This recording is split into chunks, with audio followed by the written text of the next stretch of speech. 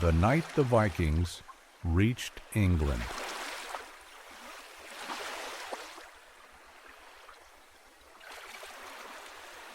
Down the coast lay still beneath the night sky. The sea breathed softly, its rhythm familiar and unthreatening, as if it had always been this way and always would be. Waves reached the shore without urgency, touching the sand and retreating again, leaving no sign that anything beyond them was moving closer. Along the coast, England slept. Not the sleep of exhaustion or fear, but the sleep of certainty. The kind that comes from believing the world is known, its dangers mapped, its borders understood. The land felt finished, settled, protected by distance and habit. In the darkness, a monastery stood quiet above the shore. Stone walls held the warmth of the day. Lamps flickered gently inside, their light steady and calm. Somewhere within, a bell rested in silence, waiting for a morning it assumed would arrive like every other. Nothing in the air suggested urgency. The sea was not watched closely. It did not need to be. For generations, it had been a boundary more than a road, a vast cold edge that separated the known from whatever lay beyond. What mattered came from the land. Threats came from neighboring kingdoms, slow and predictable, announced by messengers and banners. The water was simply there. This was the peace England trusted, a peace built not on strength, but on familiarity, on the belief that danger reveals itself before it arrives. That change announces its intentions, that the night, especially a quiet one like this, can be read and understood. No one along the coast sensed that the world had already begun to move. Far beyond the reach of the lamps, beyond the comfort of the shore, the sea carried shapes still hidden by darkness, not yet visible, not yet feared. England slept, unaware that this calm was not a promise. It was a pause. For those who lived along the coast, the world felt finished. Not perfect, but complete. Life followed patterns that had held for generations. Seasons arrived when expected. Work filled the days. Prayer marked the hours. The rhythm of existence moved slowly enough to feel dependable. Change, when it came, arrived by land, carried by word, by rumor, by the measured pace of travelers. The sea did not bring news. It was a presence, not a pathway. A wide, indifferent expanse that discouraged movement rather than inviting it. To cross it willingly seemed unnecessary, even foolish. What value could exist beyond so much cold water and darkness? This belief shaped how England understood safety. Danger was something that approached visibly, something that gathered, prepared, and declared itself. Enemies were known by name. Conflicts followed rules that could be anticipated. Even fear, when it arrived, had a shape. The sea had none. So it was trusted not because it was kind, but because it was predictable. It did not change its nature. It did not surprise. It separated worlds rather than connecting them. On this night, that assumption held everything together. No watchfires burned along the shore. No sentries scanned the horizon. There was nothing to look for, because nothing like this had ever come before. The idea itself had no place in memory. England believed it knew where the world ended. And when people believe the world is complete, they stop imagining what might exist beyond its edges. That was the true stillness of this night. Not the absence of sound, but the absence of expectation. Beyond the horizon, The sea was already carrying something that did not fit into England's understanding of danger. But for now, the coast remained quiet, and the belief that nothing new could arrive from the darkness held firm, just long enough to make what followed unforgettable. To the people of England, the sea was an ending. It marked the edge of responsibility, the limit of concern. Beyond it lay uncertainty too vast to organize, too distant to matter. Land shaped life. Land carried threat. Land demanded attention. The water simply separated what was known from what could be ignored. This belief shaped everything. Villages faced inward. Paths led away from the shore, not toward it. The sea offered no warning signs because no one expected it to. It did not need to be watched, only respected from a distance. Its danger was slow, impersonal storms, tides, loss, not intention, not arrival. No one imagined the sea as a road. Roads carried purpose. Roads carried people who meant to arrive somewhere. Roads brought strangers with questions, demands, or claims. The sea, by contrast, felt empty of intention. It erased tracks. It swallowed direction. It discouraged return. That misunderstanding was complete. On this night, England trusted the water to remain what it had always been, a barrier that required nothing from them. A vast silence that promised separation, not connection. The darkness over the waves felt final, not temporary. But roads do not announce themselves as roads until someone uses them. Far from the shore, the sea was already doing something new, not violently, not loudly, simply carrying movement with purpose across what England believed could not be crossed. The coast remained still, the lamps burned low, the bells remained silent, and the boundary England trusted most was about to become a path, quietly, deliberately, and without warning. The night had not changed yet, but it was already preparing to. Or there is a moment every settled world reaches, a moment when distance stops feeling protective. England had trusted distance for generations. The sea was wide, cold, and difficult. It discouraged movement. It filtered danger. It made threats slow enough to be named and prepared for. Distance, in this way, felt like safety earned by geography. But distance is only protection when no one is willing to cross it. That truth had not yet reached this shore. On this night, England still believed that danger announces itself, that enemies gather where they can be seen, that the world beyond the horizon remains distant simply because it always has been. The idea that someone might choose the darkness, the cold, the uncertainty of the open sea, just to arrive here did not fit the shape of known threats. This is how imagination limits preparedness. People do not defend against what they cannot picture. They do not watch for what they have never seen. They do not fear what does not yet exist in their understanding of the world. England believed the sea made it unreachable, and that belief was already outdated. Beyond the calm surface, movement continued. Oars cut water in silence. Hulls carried intent across what had once been a boundary. The sea did not resist them. It carried them.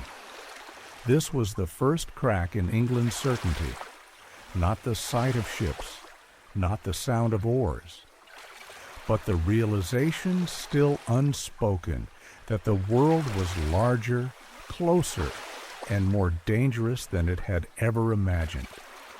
The night had not yet revealed its secret, but distance had already failed, and England, still asleep, had no idea how exposed it truly was.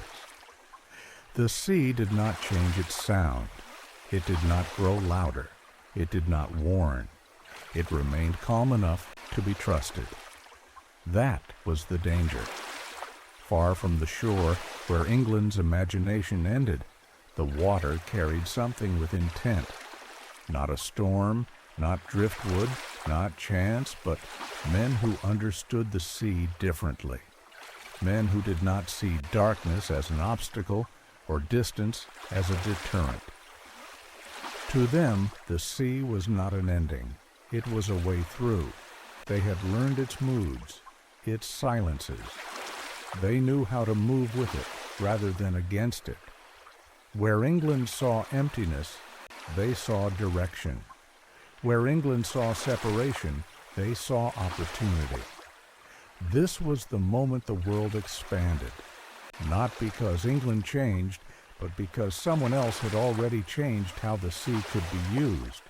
The boundary England trusted had become irrelevant without announcing itself as such. No treaty was broken, no warning was given. The rules had simply shifted.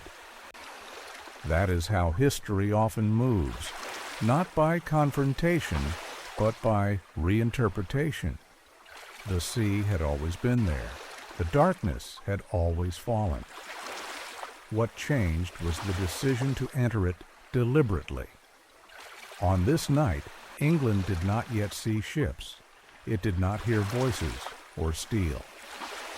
But the most important change had already occurred. The assumption that nothing new could arrive from the water was no longer true. The sea had chosen to move, and once the sea becomes a road, every coast becomes vulnerable, even the ones that believed themselves safely asleep. The night had always belonged to the land. Darkness settled inland first, quieting fields and paths, drawing people toward hearths and walls. The night was a time for rest, prayer, and routine.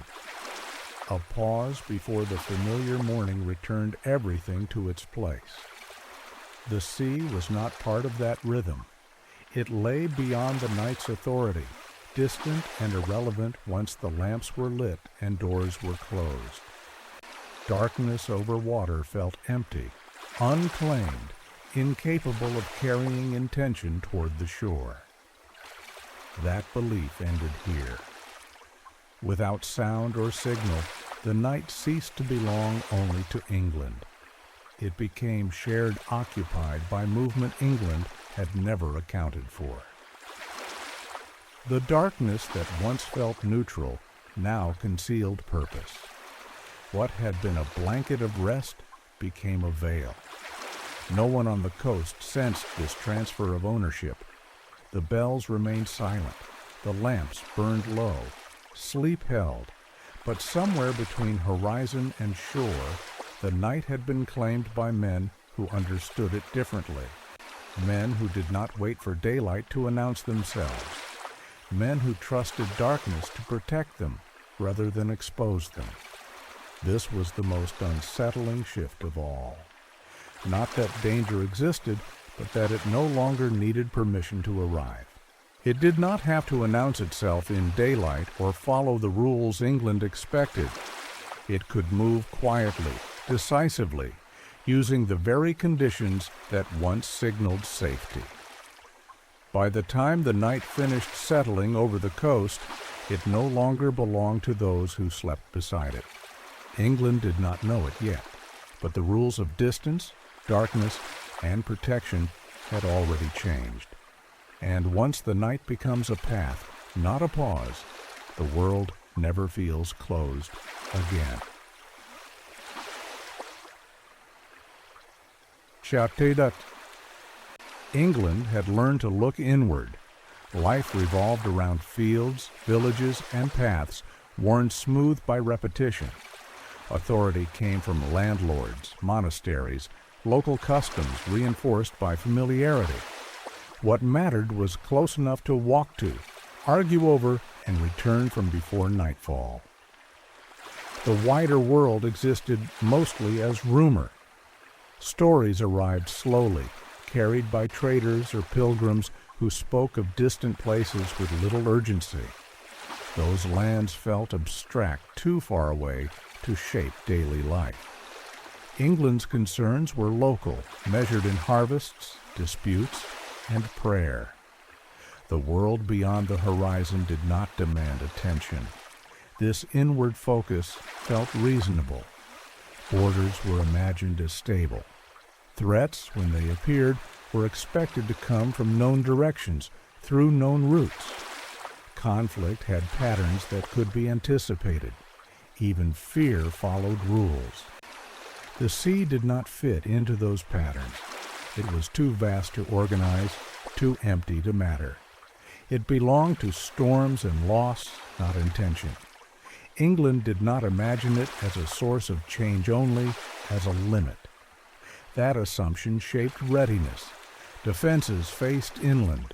Attention followed roads, not tides. The coast was a place of work and worship, not vigilance.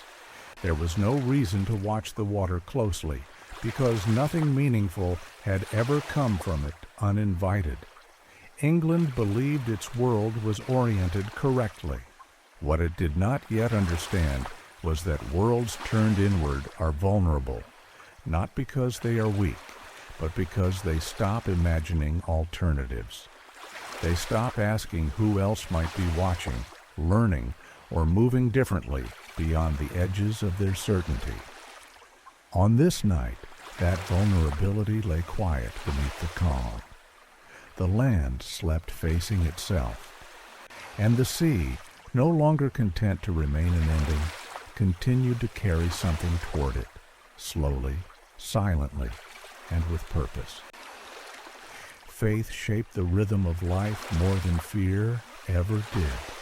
Monasteries dotted the landscape like anchors of certainty. Bells divided the day into familiar segments. Prayer offered structure where politics could not. In a world that felt largely unchanged from one generation to the next, faith did not only explain existence, it stabilized it. These were places built on trust. Stone walls rose not to repel invaders, but to separate the sacred from the ordinary. They guarded silence, not borders. Their wealth was visible, but it was not imagined as a target. Who would cross the sea for books, for vessels, for quiet devotion? The idea felt absurd. Faith made the world feel ordered. It suggested that danger followed moral lines, that violence belonged to chaos and sin, not to the edges of prayer and learning. Monasteries stood where they did because no one believed they needed to hide. This confidence was not arrogance. It was innocence, shaped by experience. England had not yet learned that faith can be seen differently by those who do not share it, that sacred places can look like opportunity to outsiders, that silence can be mistaken for weakness by those who live in noise and movement. On this night, monasteries slept as they always had, unwatched, unguarded, trusting the distance of the sea and the order of God to keep the world predictable. They did not know that faith by itself does not deter those who measure the world by different rules, and that places built for peace often become the first to feel the shock when peace ends. A land without urgency. England did not live with urgency. Time moved slowly enough to feel generous. Decisions could wait until morning. Problems could be discussed, postponed, revisited. There was space between cause and consequence, and that space created confidence. Nothing truly irreversible seemed capable of arriving overnight. This shaped how people understood danger. Threats were expected to grow gradually, to announce themselves through rumor, through rising tension, through signs that could be read and interpreted. Even war, when it came, followed patterns, disputes, warnings, preparations. The future gave notice. Urgency belonged elsewhere. It belonged to places of constant conflict, to lands where borders shifted and power changed hands quickly. England did not see itself that way. Its concerns felt stable enough to remain patient. The night was not something to rush through, but something to rest within. This patience felt like wisdom. But patience without vigilance becomes assumption, and assumption dulls attention. When nothing has ever required immediate response, readiness begins to feel unnecessary. Watchfulness seems excessive. Preparation feels like anxiety. So England slept without haste, not recklessly, not foolishly, simply unprepared for a kind of arrival that did not wait for recognition. On this night, urgency was already moving toward the shore, but it did not belong to England yet. It belonged to those who measured time differently, those who understood that speed itself could be an advantage, that surprise could replace negotiation, that arriving first mattered more than being understood. England believed the night allowed time. It did not yet know that time, like the sea, can be crossed, and that when urgency arrives without warning, patience offers no protection at all.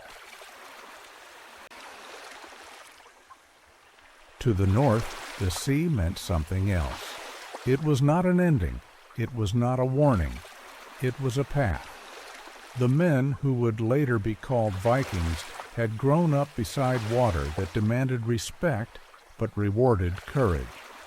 They learned its moods early, the way silence could hide movement, the way darkness could protect rather than threaten.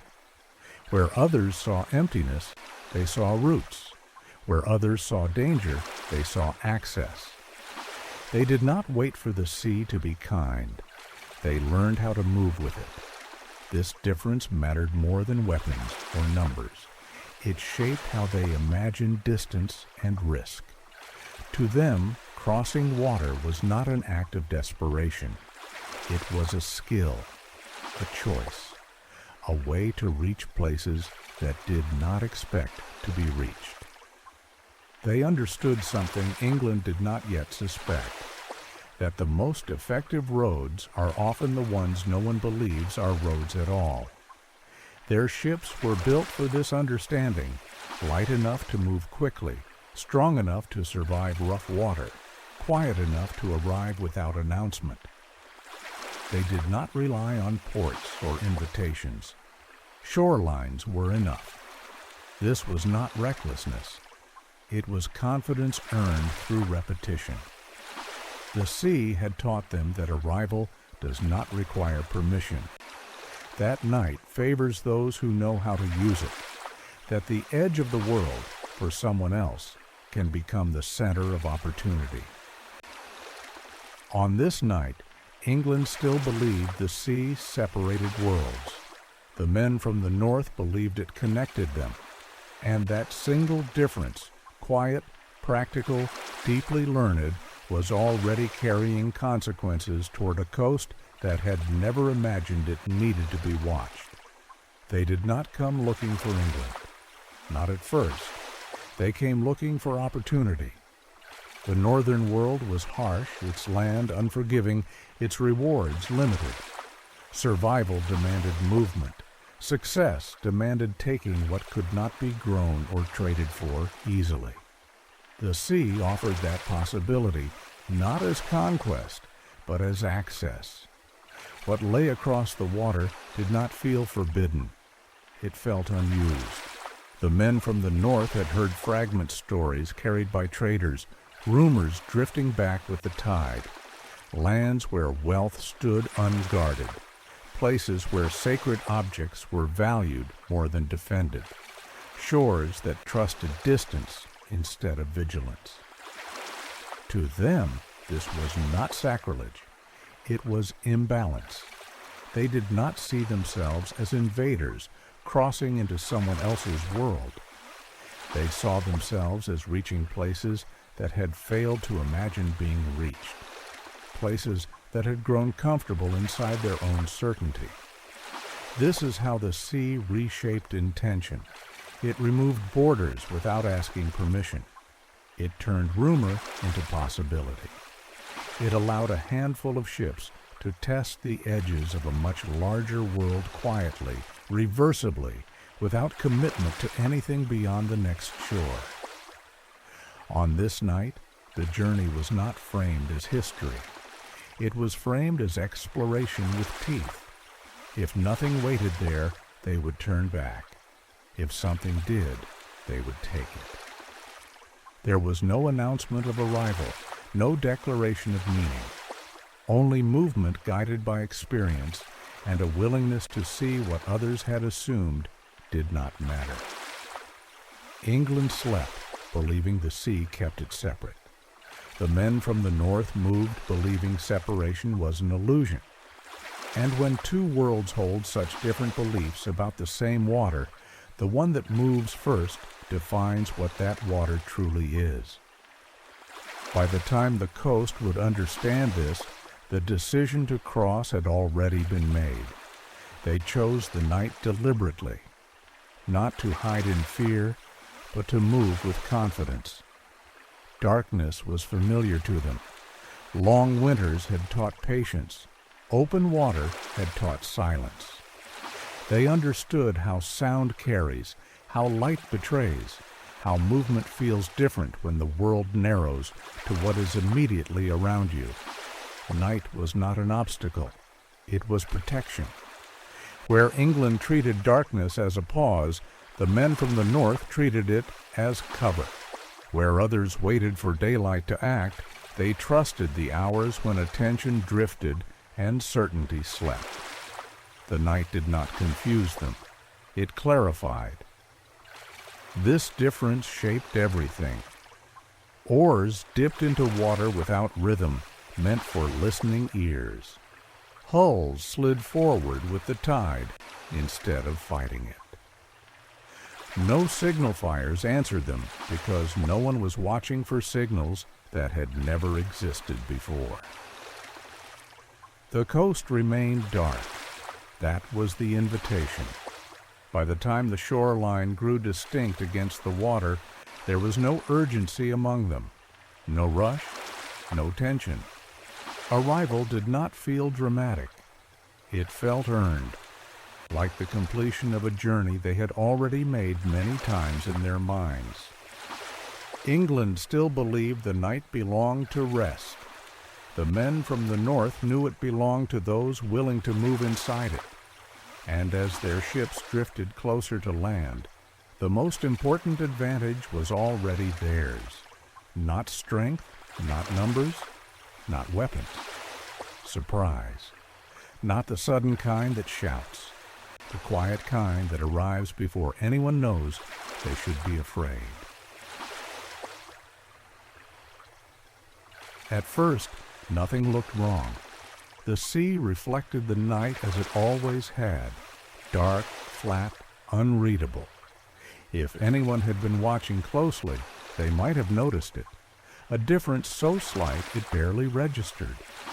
A line where the water moved against itself. A shadow that did not belong to cloud or wave. But no one was watching. The first ships did not announce themselves. They did not cut sharply through the water or break its surface with noise. They appeared as interruptions, subtle distortions in a familiar pattern, shapes where nothing was expected to exist. This is how surprise truly works, not as shock, but as delay. The mind hesitates before accepting what it sees. It searches for explanations that preserve normality. A trick of the light, a current, a passing shadow. Anything except the truth, which arrives too quickly to be believed. The ships moved closer. Still no sound reached the shore. No voices carried across the water. The night absorbed everything, smoothing edges, hiding intention. What approached did so calmly, without urgency, as if it belonged there. England had no language for this moment. There were no warnings written for it, no stories passed down that described danger arriving this way. The sea had never delivered purpose before, only weather, loss, and distance. Now it carried intent. The boundary England trusted most was no longer empty. It was occupied, and by the time the shore would understand what those shapes meant, the distance that once felt so protective had already collapsed, quietly, efficiently, and without asking to be noticed. When the shapes grew clearer, confusion arrived before fear. There was no immediate understanding of what was being seen. The mind resisted it. England had no reason to imagine ships moving this way, this quietly, this close to shore. What appeared did not match any known threat, and so it struggled to become real. This hesitation mattered. Danger is easiest to respond to when it fits expectation, when it carries banners, noise, or intent that can be named. What approached the coast carried none of that. It offered no identity, no demand, no warning, only presence. By the time someone noticed perhaps a fisherman awake too early, perhaps a monk stepping outside into the night, the moment for prevention had already passed. What they saw did not trigger alarm. It triggered uncertainty. Is that something? Has it always been there? Uncertainty buys time for the wrong side. No horn sounded. No bell rang. There was nothing to respond to yet, because nothing had declared itself hostile. The ships did not rush. They did not provoke. They simply continued, letting doubt work in their favor. This is how preparedness fails, not because people are careless, but because imagination lags behind reality. England had prepared for the dangers it understood. It had no defense against something that arrived before it could be named. The coast remained quiet, and in that quiet, the space between suspicion and alarm closed completely. By the time fear would arrive, it would arrive too late to stop what was already unfolding. The ships touched land without resistance, not because the shore was defended poorly, but because it was not defended at all. No walls faced the water. No watchfires marked the coast. The edge of England was not imagined as a place where anything needed to be stopped. Feet met sand softly. Wood met stone. The night accepted the change without comment. This was the moment everything shifted, though no one on land yet understood it. There was no clash, no sound that carried far enough to wake the sleeping coast. What mattered had already happened. The distance England trusted had collapsed completely. The sea had delivered people, not weather, intention, not chance. Once that line was crossed, the rest was inevitable. The shore had been entered without permission, without resistance, without warning. England's world so carefully ordered around land and habit had been reached from the one direction it never thought to guard. This is how safety truly ends. Not with noise, not with fire, but with arrival. The men from the north did not rush inland. They did not need to. Time was already on their side. The coast would wake, believing the night had passed quietly, unaware that the most important boundary it relied on no longer existed. The sea had done its work. It had brought the world closer than England believed possible. And as the ships rested against the shore, unseen and unchallenged, the night completed its transformation from pause to passage, from protection to exposure. England was still asleep, but it was no longer alone.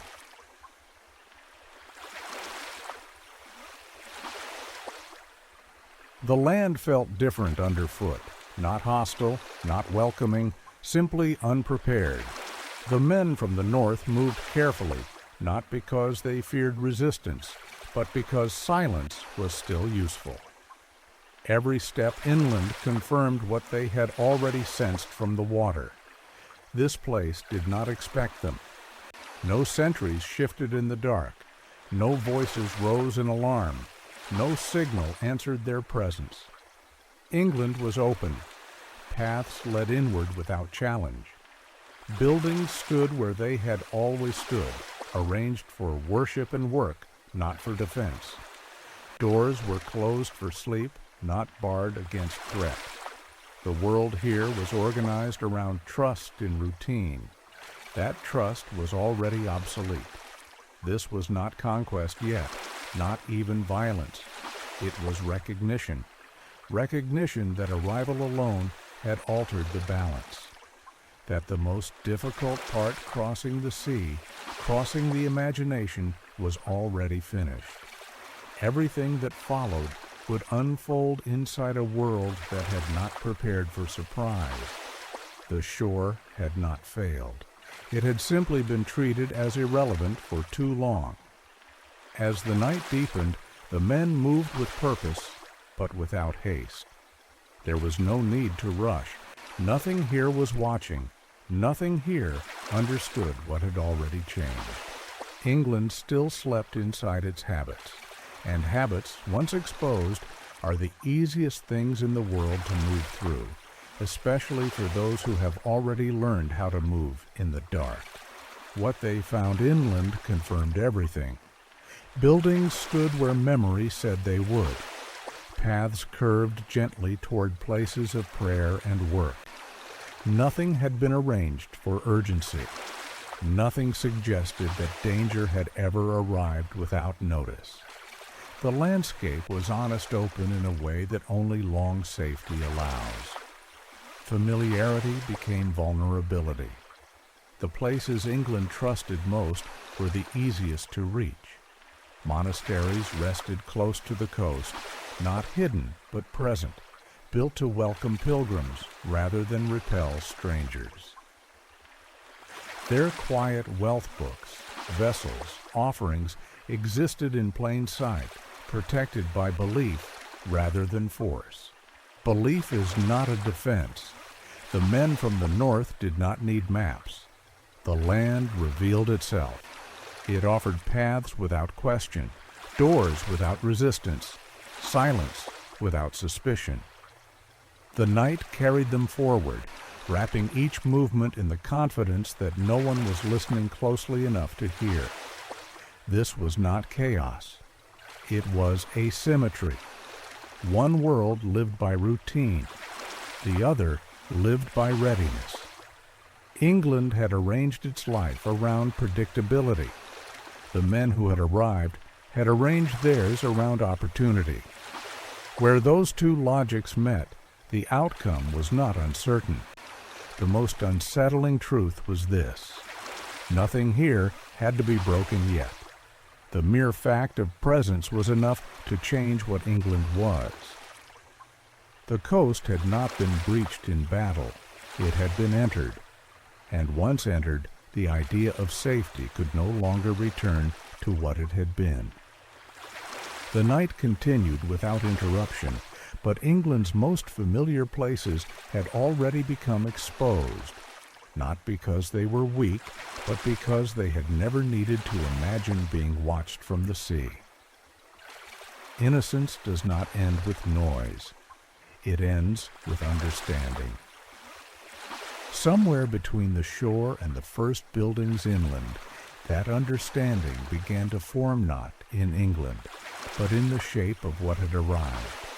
The men from the north moved through a world that did not recognize them, and in that mismatch lay the end of something fragile and unspoken. This land had not been naive. It had been untested. England had known hardship, hunger, and conflict. But it had not known this: arrival without warning, danger without declaration, movement without negotiation. The rules it lived by assumed time to notice, time to respond, time to prepare. Time was no longer guaranteed. The night had removed it. Nothing dramatic marked the change. No line crossed, no threshold announced. Yet the moment the shore was stepped upon, the old assumptions lost their authority. The sea could no longer be trusted to separate. Darkness could no longer be assumed empty. Distance could no longer be relied upon as protection. England's innocence was not taken. It expired. Expired the way outdated beliefs do, quietly, without protest, replaced by a reality that does not ask whether you are ready for it. As the night deepened, the men from the north continued inland, carrying with them more than steel or hunger. They carried a new understanding of the world one, where borders were porous, where safety required vigilance, where the unknown could arrive before it was named. England still slept. But the idea that had protected it for generations, that the sea was an ending, was already gone. And once that idea disappears, it never returns. The night moved on. England would follow. And England had no word for what was happening. That absence mattered. Threats are easier to confront when they can be named, when they fit into existing stories, laws, and fears. England understood raids from land. It understood disputes between kingdoms. It understood violence that announced itself with banners, messengers, or rumor. This did not fit. What had arrived carried no identity England recognized. No crown, no claim, no demand that could be negotiated with or resisted in familiar ways. The danger did not ask to be understood before it acted, so no response formed. There was no script for this kind of arrival, no shared memory to draw from, no expectation that the sea could deliver intent in the night and then recede again without explanation. England had prepared for conflicts that unfolded slowly, predictably, within known boundaries. This was different. It was sudden without being loud, decisive without being dramatic. By the time awareness began to spread fragmented, uncertain, it was already too late to prevent what was happening. The lack of a name delayed recognition, and that delay removed the last chance for readiness. People do not defend against what they cannot describe. And on this night, England was not unprepared because it was weak. It was unprepared because the world had changed shape faster than language could follow. The coast had been reached. The silence had been crossed. And England, still searching for words, had already lost the time those words would have needed to matter. For generations, England had relied on distance to do its watching. The sea was expected to notice danger first. The cold, the darkness, the length of the crossing. These were the sentries that stood guard when people slept. Readiness had been delegated to geography, and geography had never complained. That arrangement worked until it didn't. When the boundary itself became a road, every assumption built on it collapsed at once. There were no men assigned to the shore because the shore had never been a front. There were no alarms because nothing had ever required them. Defense existed, but it faced the wrong direction. This is how preparedness quietly fails. Not through neglect, but through success that lasts long enough to become habit. When a solution works for generations, it stops being questioned. It becomes invisible, and invisible systems are the most fragile of all. England had not forgotten how to defend itself. It had forgotten where defense might be needed.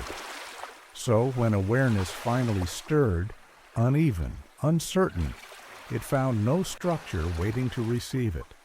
No one knew who should act first. No rule explained how to respond. Distance had always given time. Now time had vanished. The realization arrived too late to stop what was already unfolding. Safety had been assumed, not maintained. And once readiness is outsourced to something that can change without warning, the moment it changes becomes irreversible. The sea had done more than carry ships. It had revealed a vulnerability England had never thought to examine. The belief that what has always protected you always will. By the time alarm began to spread, it did so unevenly, not as a clear signal, but as fragments. A voice raised too softly, a shape glimpsed too briefly, a sense that something was wrong without knowing where to look. Warning arrived not as certainty, but as doubt, and doubt is slow to move people. Someone ran toward a bell and hesitated. Someone else listened and heard nothing worth waking the coast for. The problem was not courage, it was timing. Warnings depend on shared understanding. They work when people know what the signal means and what must follow it. On this night, England had neither. The sound that should have summoned action arrived stripped of context, and context is what gives urgency its force. So response lagged behind reality. By the time certainty replaced doubt, the window for prevention had closed. The shore had already been crossed. Familiar places had already been entered. The night had already done what it came to do. This is the cruelest shape danger can take. Not overwhelming, not unstoppable, just early. England did not ignore warning out of carelessness. It recognized it too late to matter. And recognition without readiness produces only reaction confused, partial, insufficient. As the first true awareness spread, it carried a realization heavier than fear. The night had not announced itself. It had arrived. And England, turning toward the sound at last, understood that whatever came next would unfold inside a world that was no longer protected by distance, habit, or belief. The coast had learned something irreversible, not that danger existed, but that it could come without asking to be named first. The night continued, and England, finally awake, would spend generations learning how to live with what it had just discovered.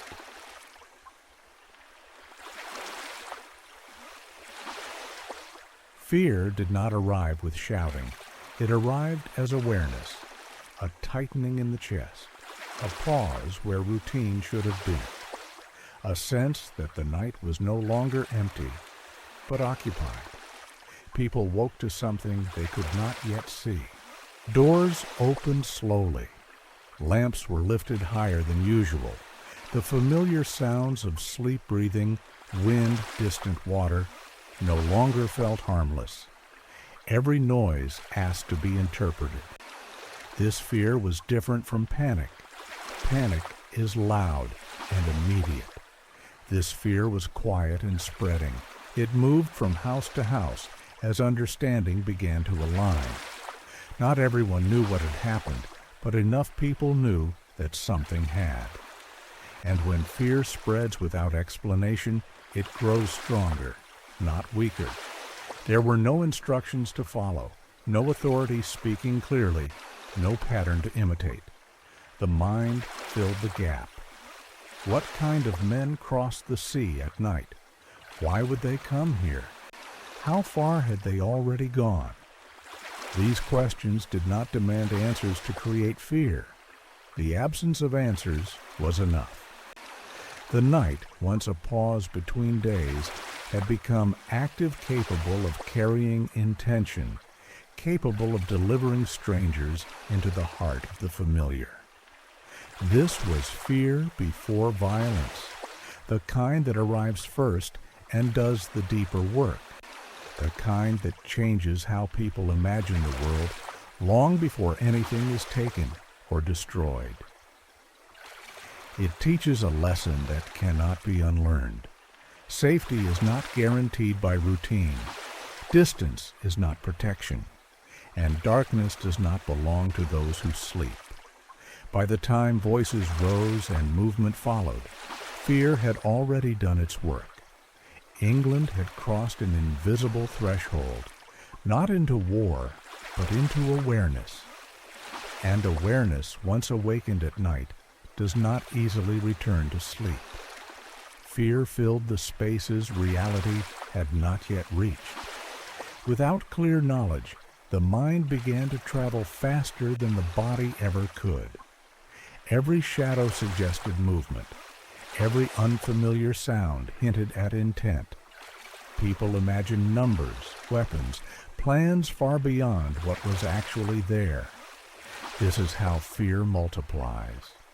It does not wait for facts. It does not ask for confirmation. It moves ahead, mapping worst outcomes onto the unknown. England had not yet seen widespread violence, but imagination had already crossed that threshold. The idea that strangers could arrive unseen made every possibility feel open. If they could come once, they could come again. If they could reach the shore, they could reach anywhere. This realization mattered more than any single act, because once people imagine vulnerability, they begin to rearrange their world around it. Trust narrows, attention sharpens, silence becomes suspicious rather than peaceful. The night, once a time of rest, becomes a time of vigilance. Fear rewrote the map. Places that had felt distant now felt close. Routes that had felt safe now felt exposed. England was no longer thinking in terms of borders and habits. It was thinking in terms of access, who could reach what and how quickly. This shift happened before violence confirmed it, and that is why it endured. Even if nothing else had followed, no raids, no fire, no loss. The imagination had already been changed. England had learned that the world could touch it in ways it had never considered. The night had expanded, and once imagination expands to include danger, it does not contract again. It stays awake long after the sounds that first stirred it have faded. Fear began to reorganize life before it demanded action. People did not rush into the dark. They pulled back from it.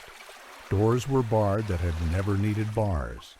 Lamps stayed lit longer than usual. Sleep came in fragments, interrupted by listening.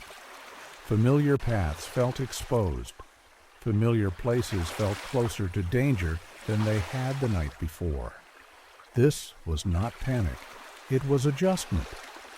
England began to behave as if the world had shifted even before it fully understood how. Attention turned outward.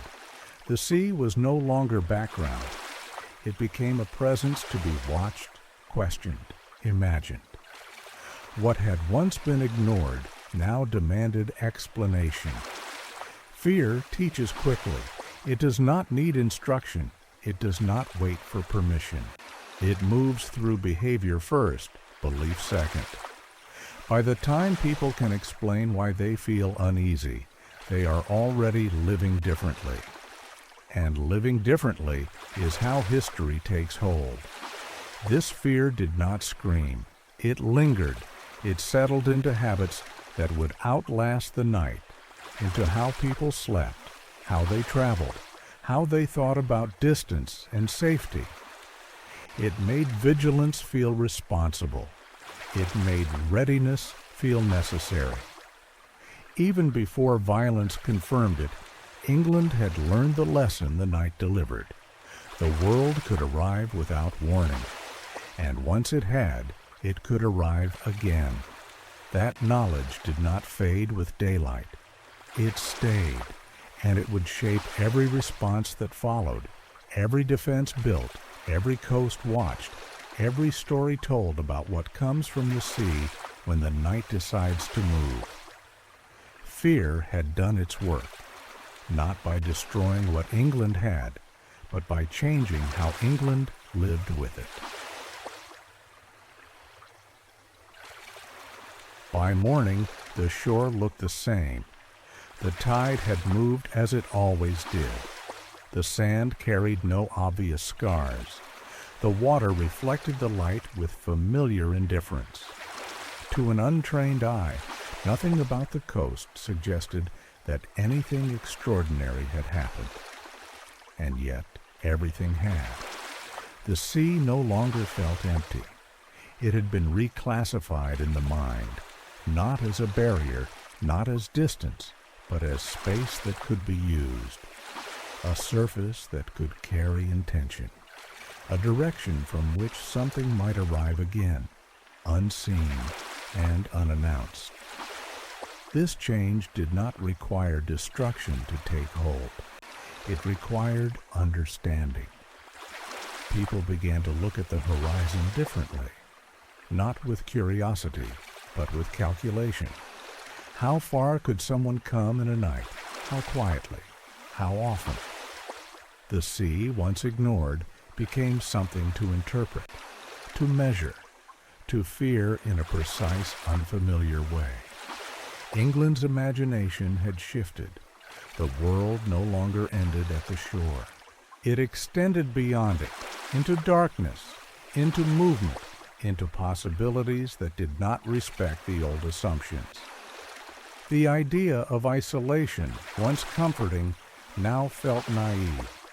This was the true consequence of the night. Not loss, not defeat, but the realization that the world was larger, closer, and more active than England had believed. That danger did not need to grow nearby to matter. It could cross vast distances and arrive whole. From this point on, the sea would never again be silent in the English mind, even on calm days, even in daylight. The memory of this night would linger quiet, persistent, shaping how England imagined itself in relation to everything beyond its shores. The night had not conquered England. It had opened it. By midday, the night had already become a story, not a clear one, not a shared one. Fragments moved faster than facts. A fisherman's glimpse, a monk's shaken voice, a shoreline entered without warning. Each retelling added shape where certainty was missing. Each listener filled the gaps with their own fear, their own logic, their own imagination. This is how events begin to outgrow themselves. England did not yet know what had happened in full. It did not know how many had come or why or whether they would return. But it knew enough to begin telling the story. And stories, once released, do not stay small. The sea became central to these tellings. It was no longer background. It was motive. It was pathway. It was accomplice. People spoke of it with a new seriousness, as if it had revealed a hidden side of itself overnight. What had once been familiar now felt unreliable. Certainty gave way to narrative, and narrative is powerful. It organizes fear. It directs attention. It teaches people what to watch for next. England began to imagine futures that had not existed the day before. Raids that might come again. Shores that might need guarding. Nights that might no longer be safe for sleep. These ideas settled in quietly, shaping expectation long before action followed. This was not hysteria. It was adaptation through imagination. When certainty breaks, stories step in to bridge the gap. They prepare people for possibilities they do not yet understand. And once those possibilities are imagined, behavior follows. England had not yet been transformed by force. It had been transformed by thought. The night had done its work not by staying, but by being remembered, reconstructed, retold, and carried forward as warning. And once a society begins to tell stories about a changed world, it is already accepted that the old one is gone. The most important change did not settle in fear. It settled in expectation. England began to imagine the future differently, not as a continuation of the past, but as something that might arrive suddenly, unevenly, without warning. The sense that tomorrow would resemble yesterday weakened. In its place grew a quieter understanding. What had never happened before could now happen again. This altered how time itself was felt. The future no longer stretched calmly ahead. It pressed closer. Nights felt shorter. Distances felt smaller. The idea that danger would announce itself in advance lost credibility. Preparation began to feel necessary rather than excessive. England's imagination had learned a new shape. It now included arrival without notice, movement without invitation, change without permission. This did not make people fearless. It made them alert. The coast would never again be just a place of work and worship. It became a threshold, a line that mattered, a direction that demanded attention. The sea, once ignored, now asked questions every time it darkened. And those questions did not fade with daylight. They stayed in how England planned, built, and remembered, in how it spoke of the world beyond its shores, in how it taught the next generation what the night might contain. The night had passed, but it had left behind a permanent revision of what was possible.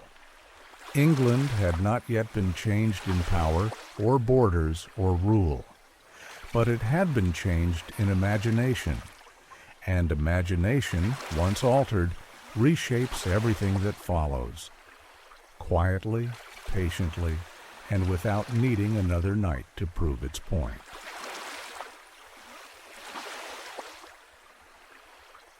In the years that followed, people would struggle to explain why this night mattered so much. By scale alone, it should not have. There was no great army, no fallen city, no decisive battle to mark on a map. And yet, it stayed. It stayed because this night changed how England understood vulnerability. It revealed that safety was not a condition guaranteed by habit or distance, but something that could be undone quietly by a handful of ships and a different way of seeing the world. History does not always remember the loudest events. It remembers the ones that teach a lesson. This night taught England that isolation was not protection, that the sea could connect rather than separate, that the future could arrive without warning, without negotiation, without asking to be understood first. Those lessons outlasted the moment itself. People told the story not because of what was taken, but because of what was revealed. It became a reference point, a before and after. Before the night when the coast slept unquestioned. After the night when the horizon demanded attention. This is why memory held on to it, because it explained everything that came next. Raids, defenses, kings who took the sea seriously, shores that bristled with watchfulness, a nation that no longer assumed the night would pass quietly just because it always had. The arrival was small. The understanding it created was not. And that is how history decides what deserves to be remembered. What unsettled England most was not that it happened once. It was that it could happen again. This night did not stand alone for long. It became the first mark in a pattern that only made sense in hindsight. Once the sea had proven itself a road, the logic of repetition took hold. If ships could arrive unseen once, they could arrive again, anywhere along the coast, at any time the night allowed. Memory sharpened around that realization. People did not remember the exact details. They remembered the feeling, the exposure, the sudden narrowing of time, the awareness that something had slipped past all the assumptions meant to stop it. That feeling returned whenever the sea grew dark, whenever the wind came from the north, whenever a sail appeared where none was expected.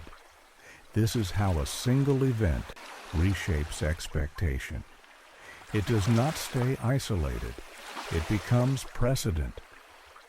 England began to read the world differently. Calm no longer meant safety. Silence no longer meant emptiness. The absence of warning no longer meant the absence of threat. Every quiet night carried a question. Is this another pause or another crossing? That question lingered. It influenced where power gathered, how resources were spent, how leaders spoke about protection and readiness. It justified vigilance. It normalized watchfulness. It made preparation feel wise rather than anxious. The night was remembered because it refused to stay in the past. It kept returning, not as ships, but as possibility. And once possibility is established, history rarely needs to repeat the lesson loudly. It lets memory do the work, shaping behavior long after the original moment has faded into story. England learned to live with that memory. The world, once distant, had proven it could arrive. In time, the details blurred. People argued about dates, numbers, places. Some remembered ships. Others remembered fear. Some remembered loss. Others remembered only the change in how the sea was spoken about afterward. History did what it always does. It softened edges and rearranged facts. But the meaning stayed intact. This night came to represent something larger than itself. It stood for the moment England understood that the world was not finished, not contained, not polite enough to follow expectation. That safety was not inherited. It had to be maintained. That distance could be crossed by those willing to learn how. That meaning did not depend on accuracy. It depended on recognition. Every time the coast was watched more closely, this night echoed. Every time ships were built differently, defenses placed nearer the water, or kings spoke of threats arriving from the sea, its shadow stretched forward.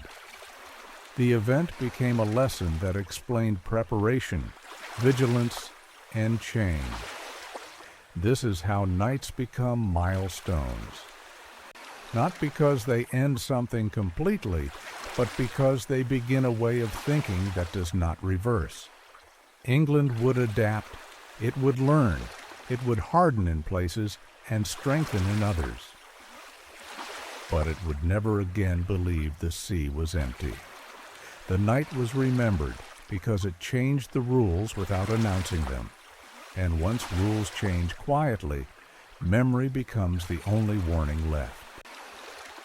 England kept that warning, not in monuments, not in proclamations, but in how it looked toward the horizon, with attention, with caution, and with the understanding that the world beyond the water was always closer than it seemed.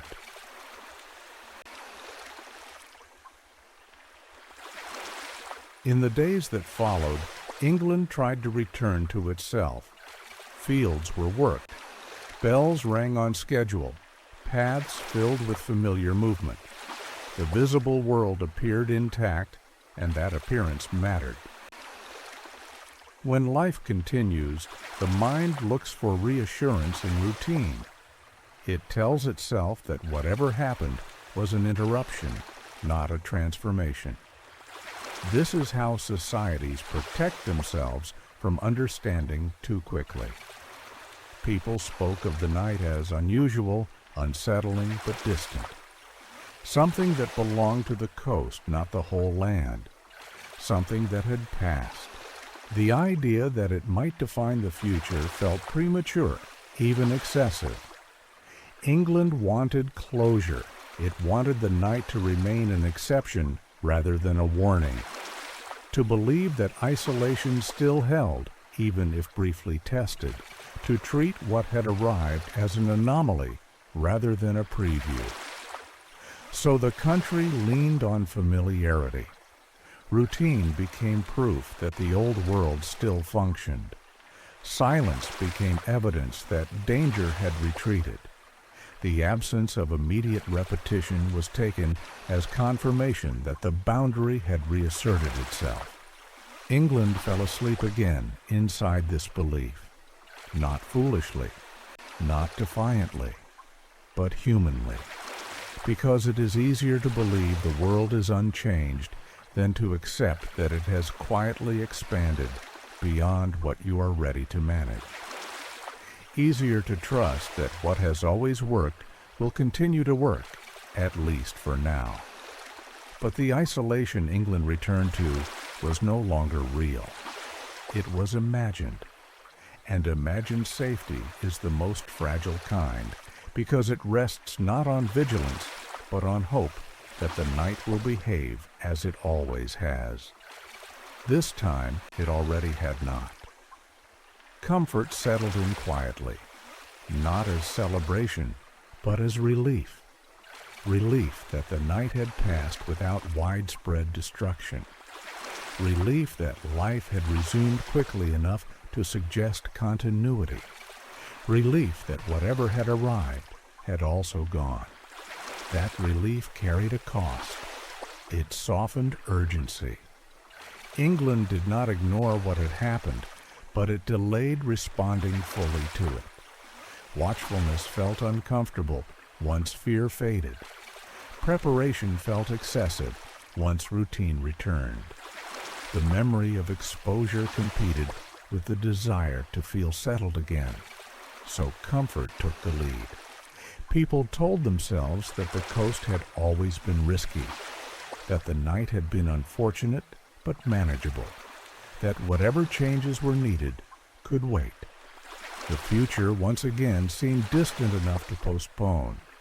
This is how readiness erodes, not through denial, but through normalization.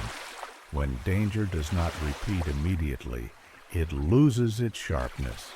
It becomes something to remember rather than something to plan around. And memory without action dulls faster than fear. England chose ease over vigilance, not permanently, not consciously, but long enough for opportunity to remain open. The sea was watched more closely than before, but not enough. The lesson was acknowledged, but not yet absorbed. The country rested inside the hope that the night had been a warning already fulfilled. But warnings that are not acted upon do not expire. They wait. And somewhere beyond the horizon, the sea still connected worlds that England had only just begun to imagine, worlds that did not depend on England's comfort to decide when to move again. Silence returned first. No new sails appeared on the horizon. No unfamiliar shapes disturbed the water. Days passed, then weeks, and the coast remained calm enough to reassure those who watched it. The sea resumed its old roll-breathing steadily, offering nothing that demanded interpretation, and silence began to feel like safety again. This is how the mind heals itself. It searches for patterns that restore balance, that confirm the fear was temporary, that the world has limits after all. Each quiet night reinforced the belief that the danger had passed, that whatever had crossed the sea had done so once and would not trouble England again soon. Silence is persuasive. It does not argue. It does not demand. It simply allows people to relax back into expectation. The watchfires burned lower. Attention softened. The extraordinary began to feel distant, already slipping into story rather than instruction. The coast was still more alert than before, but alertness without constant pressure fades into habit, and habit fades into background. England slept again, not because it had forgotten the night entirely, but because forgetting felt reasonable, because nothing contradicted that choice yet, because safety, once restored, is difficult to question without proof. But silence is not evidence. It is a pause. The sea had not closed. The road had not vanished. It simply waited, holding the knowledge that connection, once discovered, does not need to be rediscovered again. England rested inside that pause, believing isolation had returned. It had not, and when movement came again, it would arrive into a world that had already been warned once and had chosen, briefly, to listen more to quiet than to memory. Morning light did not erase what the night had taught. It softened fear, but it could not restore certainty. England woke into a world that looked familiar and felt altered at the same time. Fields still waited to be worked. Bells still marked the hours. But the horizon no longer felt distant enough to ignore. Exposure lingered, not as panic, but as a quiet awareness that the rules had changed. People did not speak of it constantly. They did not need to. It lived beneath conversation, shaping decisions before they were articulated. Where to build, where to watch, where not to assume safety anymore. The night could not be unlearned.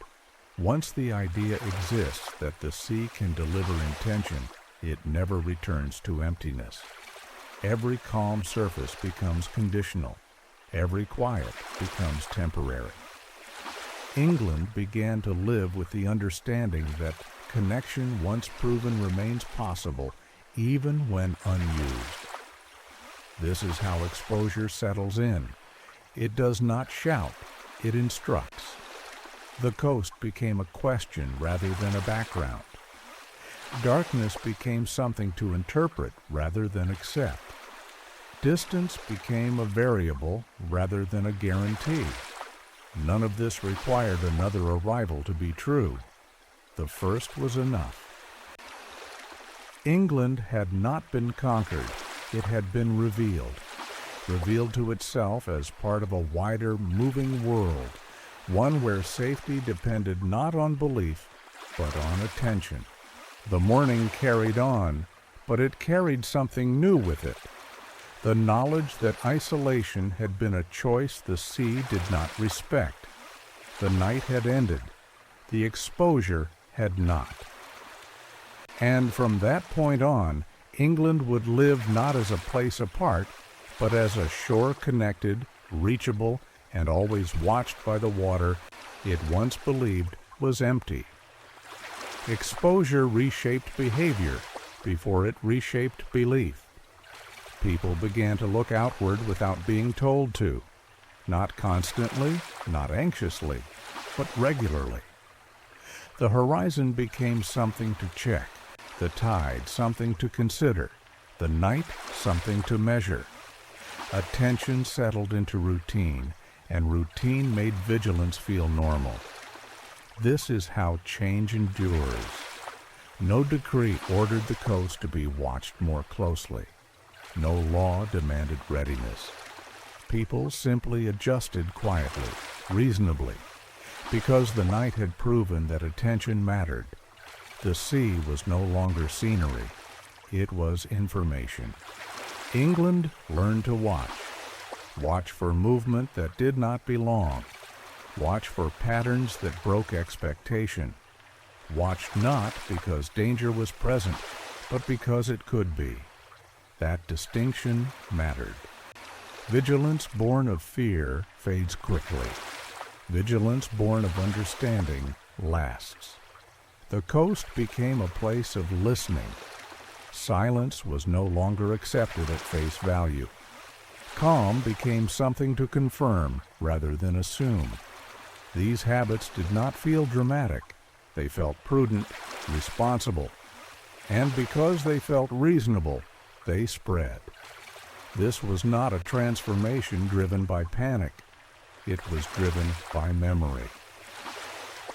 The night had taught England that what mattered most was not strength or numbers or walls, but attention paid in advance. Once that lesson settles, it changes how a society prepares for everything that follows. England was no longer asleep at its edge. It was awake enough to know that the sea, once trusted to separate, now had to be understood. And understanding, unlike fear, does not let go easily. Nothing dramatic closed this story. There was no final clash to mark the change. No clear ending to announce that England had entered a new age. Life continued steadily, quietly carrying the lesson forward without naming it. That is how nights like this end, not with resolution, but with adjustment. England did not lose itself that night. It found itself connected to a wider world that moved differently, thought differently, and did not wait for permission to arrive. The sea remained where it had always been. The shore looked unchanged, but the space between them had gained meaning, and meaning is what history keeps. So let the coast grow quiet again. Let the lamps dim. Let the night return to stillness. But beneath that calm, let the understanding remain that the world does not announce its turning points, that exposure often arrives softly, and that the most important changes begin not with conquest, but with realization. England would sleep again, not as it had before, but wiser for having learned that even the quietest night can open the world.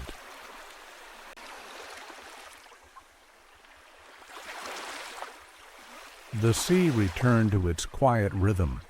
Waves reached the shore and withdrew again, leaving no mark that could be read in the morning light. The horizon softened. The night resumed its familiar shape. To anyone arriving later, nothing about this place suggested that the world had shifted here at all. But the understanding remained. England no longer slept inside certainty.